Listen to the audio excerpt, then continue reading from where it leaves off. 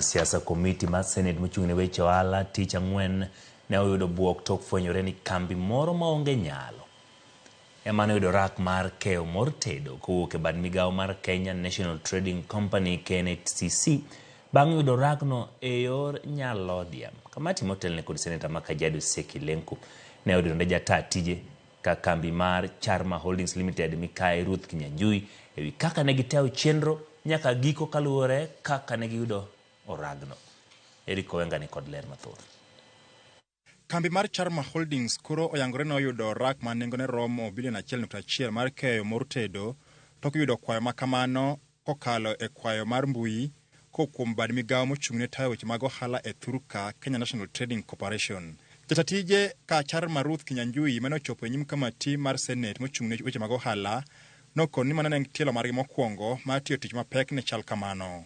It will be good that you come so that you clear your company from all these issues, from the kind of information that there are cartels and all that. And also you show Kenyans that you are a credible company that have done the best supplies to Kenyans. You've done the right thing.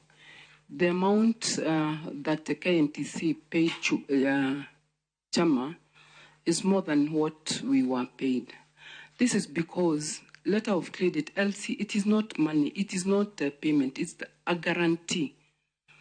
A guarantee, whatever you'll bring, that is what will be paid. And that's why we have more than 10 invoices, because our import came in different days. Kinyanjui kinde no mako dho jood burago tok fulo ni apisa moro ma bende ne okoyango nyinge ma ka Kenya National Trade Corporation ema ne ochimogi mondo gikaw ragno kata kodoko nyaka ne kambi na chake higa mag 2008 podi ok ne gitimo tich machal kamano. But I think it's good that you commit. When how long will you take to give us that information? Next week by Wednesday. It depends with I'll get the list of what you require now or by when. Okay. So Secretariat, I think you'll... Bang' yudo kwayo makamano, kambi mar Ruth Kinyanjui no nego bed ni keyo lita maromo 599 kata kamano gikone to ne gikeyo lita 499,224.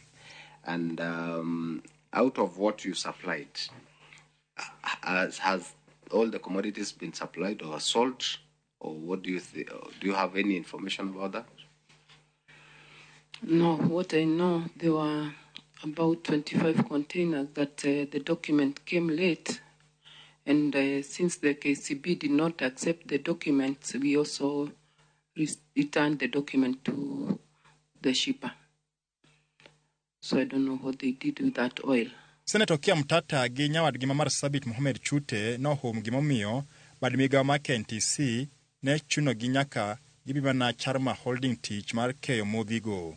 Kendo bende Senate ne gombo ng'eyo ka Charma Holdings emo kuom kambi ma itiyo godo emedo ka achiel gi ng'awo nengo mar keyo modhi. No, the question is, why you? Why Charma? Why Charma? One thing I would want to confirm, wherever we got our oil or the manufacturers we buy from, we don't limit them to sell to anyone else. If anyone want to sell, because they're not our own manufacturers.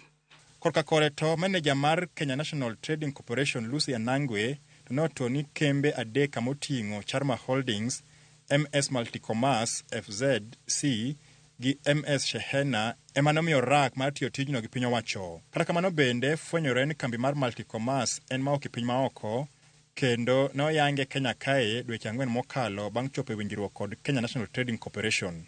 Eric Owenga, Ramogi TV, Nairobi. Koromoga jwangi report mar Eric Owenga no okaw godo yweyo wa mokwongo kata kamano kik dhi mabor pod wantie